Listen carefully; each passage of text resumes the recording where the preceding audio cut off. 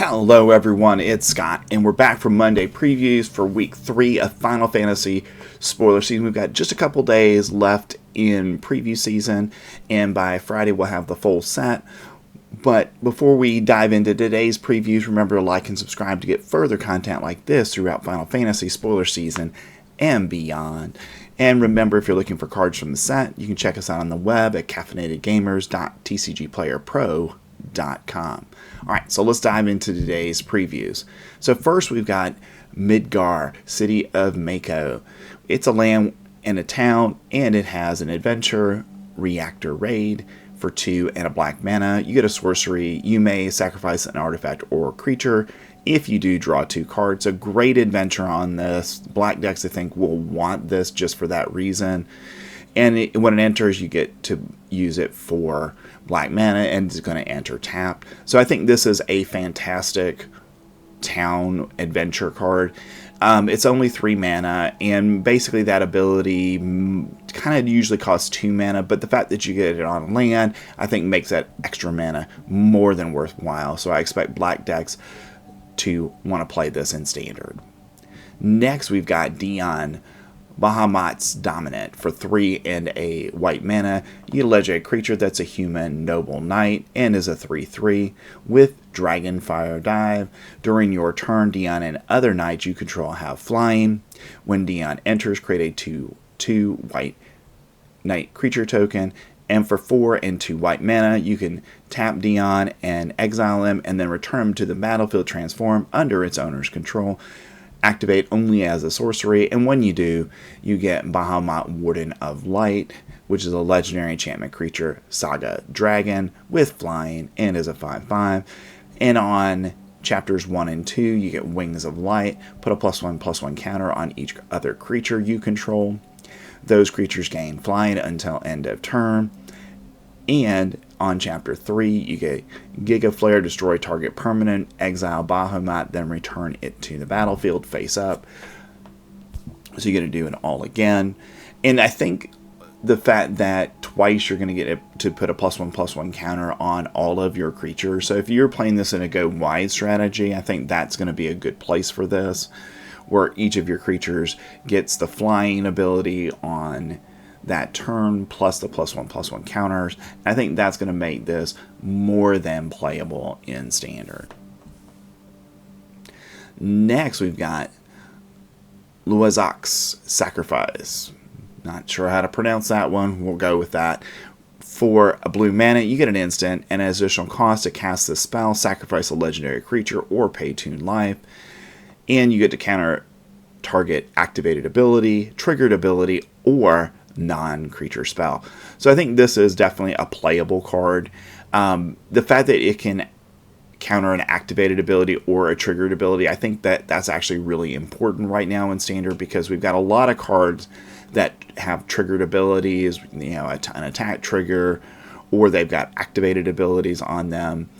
So I think this is going to be a card that definitely would be in sideboards of blue decks, and possibly even main deck in some, because for 3 mana you can counter that non-creature spell, and we know we've got a lot of decks that are playing non-creature spells right now in standard.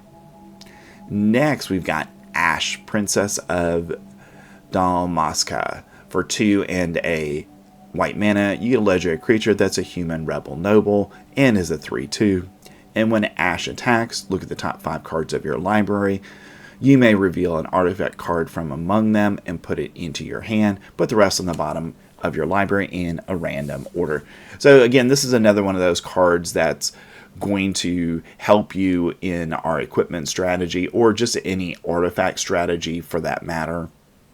Because when she attacks, she's going to be able to get you, hopefully, an equipment or another artifact that you want to be able to play that turn. And hopefully you've attached some equipment to her and she doesn't die in combat. And that's kind of the downside. She is a 3/2, and that's where I think it's going to become, you know, a little bit problematic for the card, because that's going to be easily destroyed in standard based on the removal that we currently have. So I think once we get beyond rotation, I think then Ash will be a better card for standard going forward from that point. Next, we've got Judge Magister Gabranth. For a white and a black mana, you legendary creature that's a human advisor knight and a 2/2 with menace. And whenever another creature or artifact you control dies, put a +1/+1 counter on Judge Magister Gabranth. So I think this is a card that easily goes into any of our sacrifice decks, and we know we've got a number of good sacrifice outlets already in Standard. So I think Judge Magister Gabranth is definitely a playable card in those decks, and getting that +1/+1 counter every time something dies, that's a really powerful ability in Standard. Next, we've got some lower rarity cards for the day that I want to talk about. The first is Battle Menu. For 1 and a white mana, you get an instant. You get to choose one. If you choose attack, you get to create a 2/2 white knight creature token. Ability, if you choose that, target creature gets +0/+4 until end of turn. Magic, destroy target creature with power 4 or greater, or item, you gain 4 life. So I like the flexibility on these cards like this. So I'm not sure this one's going to see Standard play because it gives you either create a creature or destroy a creature with power 4 or greater. But it's possible that it's a sideboard option. Certainly in Limited, it's a decent Magic card. Next, we get Restoration Magic for a white mana. You get an instant. That's a tiered ability on it. First is Cure for 0 mana. Target permanent gains hexproof and indestructible until end of turn. Cura for 1 mana. Target permanent gains hexproof and indestructible until end of turn, and you gain 3 life. And alright, third one, Karaja for 3 and a white mana. Permanents you control gain hexproof and indestructible until end of turn, and you gain 6 life. So, I like the fact that this is kind of that tiered ability. Hey, if I'm just needing to protect one card, I can use Cure. If I'm need to protect my whole board, I can use Karaja for that. Now, is this Standard playable? Maybe. We already have a card that gives hexproof and indestructible to all of our cards for a turn. That's only 1 mana. So I think that's probably going to see play over this. But having that flexibility to gain some life might be worth it. Next, we've got Elixir for 1 mana. You get an artifact, and this artifact enters tapped, and then you pay 5 mana and tap it again and exile this artifact. Shuffle all non-land cards from your graveyard into your library. You gain life equal to the number of cards shuffled into your library this way. So a really interesting card here. We've had cards like this in the past that shuffle your library in to your deck or your grave.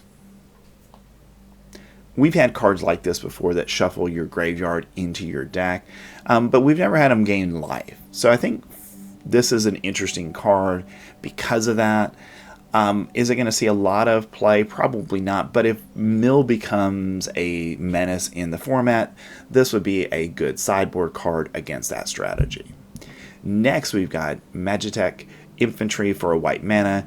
You get an artifact creature that's a robot soldier and is a 1/1.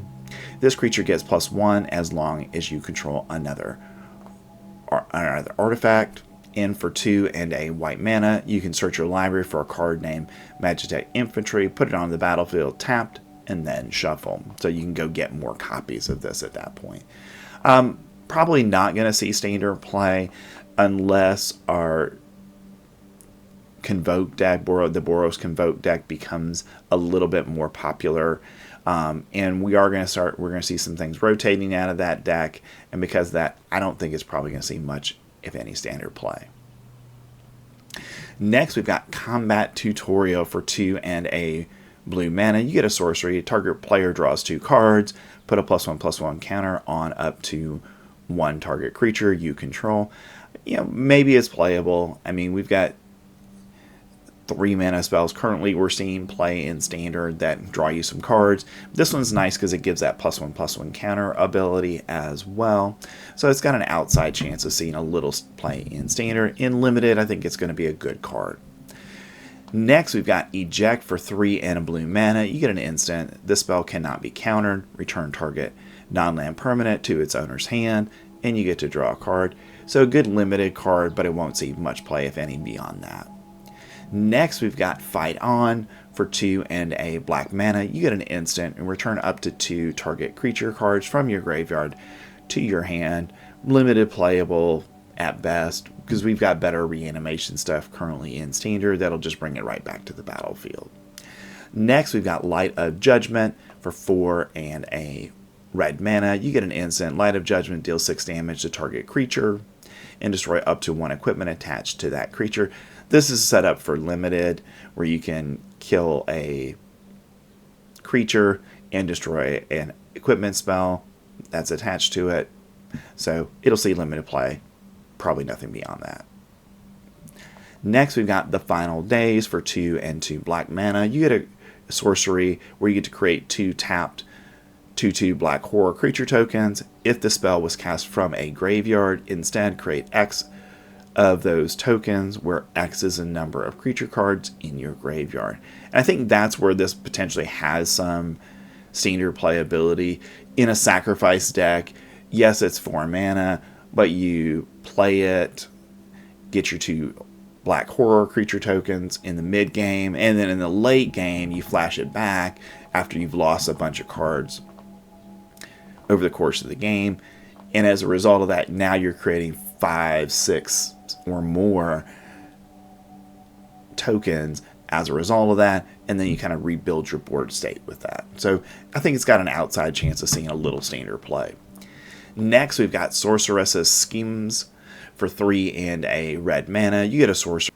Return target instant or sorcery card from your graveyard or exiled card with flashback you own to your hand, and you get to add a red mana. And you can flash this back for 4 and a red mana. Limited playable, it won't see play outside of that.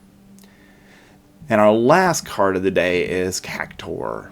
For a green mana, you get a creature that's a plant and is a 3/3 with trample.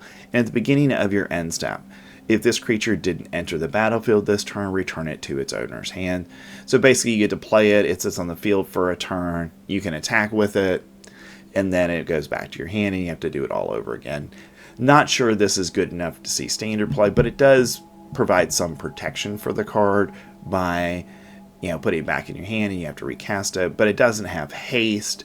If it had haste, then I would say, yes, it's a good card, but because it doesn't, I think it's not going to see much, if any, Standard play. All right, those were Monday's previews from Final Fantasy.